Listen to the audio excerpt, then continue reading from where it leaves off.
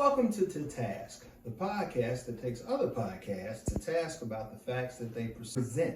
The purpose of this show is to see if the ideas presented in other forms of media are factual, partially factual, downright lies, or that they are just presenting an idea that they are no longer needing. And then I'm your host, Jimmie Brown, and I'm here with my co-host, Jimmie Brown. And we're here today on our first episode to talk about one of my favorite programs, Radiolab. Specifically, their 2012 episode, The Sky Isn't Blue. Of course, the sky's blue. Welcome to the task. So, thank you for being with me, Mr. Brown. Thank you for having me. All right. This here, behind as you can see, is a picture of the, I guess we could say, azure seas and skies of the Aegean. A perfectly blue and white background, or blue and brown, depending on where you are. And in Radiolab's episode, they talk about, which you can find here, and I certainly recommend that everybody watch this wonderful radio program, that the Greeks didn't see blue. Just didn't see it as a color. Okay. They postulate that blue is the last color to be put in language, that blue was not in Homer at all, and that blue is a thing that we teach ourselves to see. Now, you listen to the podcast with me. Did I leave anything out, you think? Not a thing. Not a thing. All right. So I want to explore that idea because this particular Radiolab episode is what got me thinking about this entire podcast. It's the concept that certain ideas, when presented eloquently, can be swallowed hook, line, and sinker and be completely false. Okay. So that's their idea. Now let's see if we can fact check it. At about 5 minutes and 48 seconds into the show, the presenter says that Homer doesn't use blue at all in his works. And I wholeheartedly disagree with that. Okay. The reason why is because Homer's speaking Greek. So he doesn't say blue. They're right. But he does say these colors. He says that the sea is azure. He said that the rocks are cyan or cyan. He says that the stoneware in certain armor is lapis lazuli. He says that eyes are glaucopus. And we use all of these words today. These are the Greek words that we still use to describe different variants of blue. He didn't say blue, but he certainly said blue colors. Okay. All right? You shouldn't believe it. You should be skeptical. I should have to prove it, right? Go ahead. Let's prove it. The first and the most famous one of the most famous of epitaphs that Homer does, because he's doing this hexamic verse when he's doing his poetry. And it means that there has to be 6 beats to a line, right? And he uses these epitaphs. The swift running Achilles, horse breaking Hector. One of the biggest is wine dark sea. And the Greeks are drinking red wine. A lot of wine. To make a sea. And red wine is about that color, wouldn't you say? I would. And seas, especially this one I showed earlier, is not red. Nope. Far from. Far from. But then Hector says in book, I believe, my notes say, that it's book 9 of 193, that he mixes his wine. All Greeks mix their wine with water. As a matter of fact, the Greeks did it because their water sources weren't that good.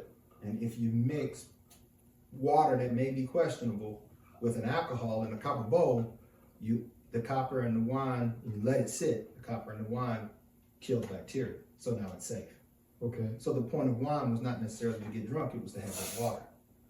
And Homer says in book 9, line 93, that he diluted his water, his good wine, in a 1-to-20 ratio. Okay. So let's do an experiment and see what happens if we dilute our wine in a 1-to-20 ratio. So let's do an experiment. All right. Let's make some Homer wine. Here we got a glass, Here we got some red wine that's about like their wine, which is a very bright and sweet red. That's what they like to drink. We found out Santorini still makes a wine, 2,000 years old. It looks like that. Okay. So and we have some water. Now the trick with the Romans' water, not the Romans, the Greeks' water, is that it was alkaline water. It was hard water. It had a lot of minerals dissolved in it. Our water is alkaline water. It has a lot of water mixed in it. So we can actually do this experiment pretty good. Let's put that water in that glass.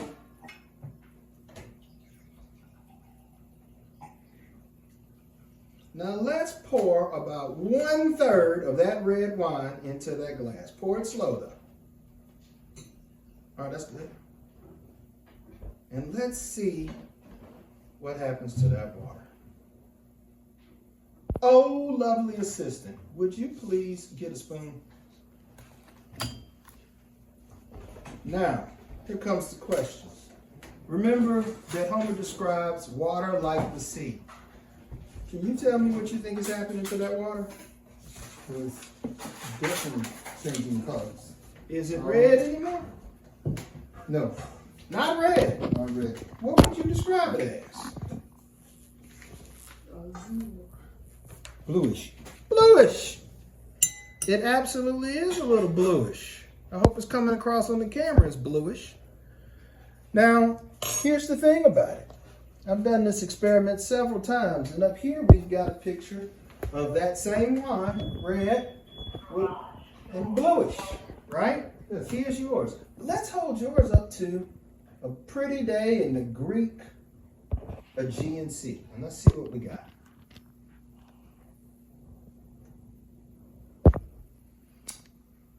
If you had to say red, blue, and one of those seeds, could you say it somewhere in there? Somewhere in between. It's definitely not red. Definitely not red. Now, Homer also said that the sea was considered smoky. So if you couldn't say that that was azure blue, like my version came out a little bit blue, would you say that was smoky blue? Definitely. Definitely smoky blue. Let's dump the rest of that wine in there, or about half of what's left. Cool, that's good. Let's mix that up. Now what I want you to do is hold that up and tell me if it looks like one of those seas. The stormy one, maybe? Pretty against the white. Yeah. Does it sort of have a similar look to that stormy sea? Yes. Between, Yeah. Definitely towards the stone. Let's dump it all in and see what we get. Now, if you had to describe that color as light or dark, what would you describe it as? Dark. If you had to say, could you say it was smoky? Yes. And would you say it looks like one of those seas? Say the angry sea. The angry sea. So the concept of Homer saying the wine dark sea holds water, doesn't it? Yes. It's not red. It looks like an angry sea. Score 1 for Homer knowing his blues. All right. All right. So we're going to keep on going. Checked off on the wine dark sea. The theory was looking for things is that if you see something so often that it's commonplace, you don't go looking for it. Yeah. So, case in point, camouflage. You have to be looking for something or to seek it out of the mass. Blue skies, you saw it every day, all day, if the weather was clear. So it's not like you went looking for it versus trying to make something. And maybe that's a really good reason why they didn't have to describe it. You don't describe the always, you describe the odd. So basically, rosy fingered dawn. Well, the sky's always blue. Why would I talk about it? But on that dawn occasion where it's all red and purple and green, that's the moment we all look at sunsets for the same reason. Stands out. Stands out, yeah. So, wine dark seas. They say that basically they didn't see blue. Let me prove to you that they did. There's a myth. The myth is of Chiron the centaur. Now, Chiron the centaur, what he did was he was the trainer of heroes. He trained Hercules. He trained Achilles, right? And he was also a healer. And in this myth, Achilles shoots Chiron with a poison arrow. Very much like he got shot with one in the Achilles heel a little bit later on. Foreshadowing, right? Okay. Well, Chiron knew what to do. He said, go find me this flower, and I'm going to make an anticoagulant out of it, and it's going to stop my bleeding, and I'm going to be fine. And that flower, Chiron's flower, we call it cornflower. How do I find this flower, Chiron? Easy. So the centaur says the flower is easy to find. It's the only blue one. Now, blue is very rare in nature. And the word that they use in the Greek myth is cyanus, or kyanus, really, like Chiron's flower, kyanus, blue. Okay. So maybe this is where blue comes from in Greek. I don't know. But what I do know is this flower right here, if you had to describe it, what color would you call it? Blue. I would too. And Dad, here's a very interesting thing. Jimmie Brown is my dad. This is a shard of pottery from 1350 BC. Now, Homer's time frame was about 750 BC, and he's discussing things that were happening in the 1200s, or the end of the Bronze Age. So on this shard of pottery, yes, 600 years before Homer, they're showing that flower. which is blue. But remember, according to Gladstone, according to, and I remember the guy's name now, and I just lost it again. According to Gladstone, according to Lazarus Geiger, and according to Radiolab, they can't see the color. Okay. But they can paint it. Okay. All right. It just had a different name for it. Kyanus. Not blue. That word, by the way, kyanus in Greek, is where we get our word cyan, which means that color blue.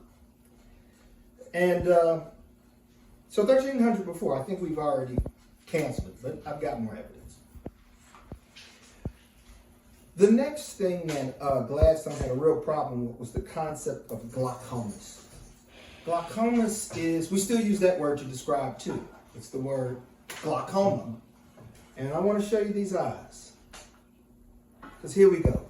In the Iliad, he describes the eyes of an angry lion as a glaucoma. Glaucopus, actually, is what it is in the Greek. Those eyes right there.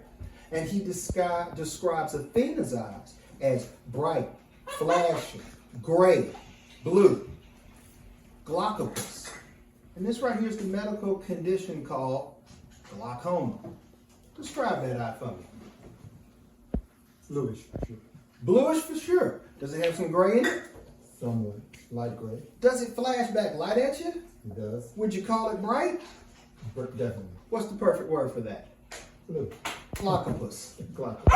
He described what he wrote. Did he call her blue-eyed Athena? Absolutely not. He called her glaucoma-eyed Athena. Okay. And if you got a 7-foot tall woman with eyes that look like that, I think it would be pretty striking. Stand out. That's right. But here's the one that I love the most. The time that Homer's talking about is the end of the Bronze Age, the late Bronze Age. And he's talking about, so we're talking about people whose economy is based upon bronze. And bronze is amalgamation metal, alloy, of tin and copper. Tin's in short supply in Greece, but you know what isn't? Copper. Okay. And they look for copper because copper is found when it gives this color, again, kyanos, that color, in a rock.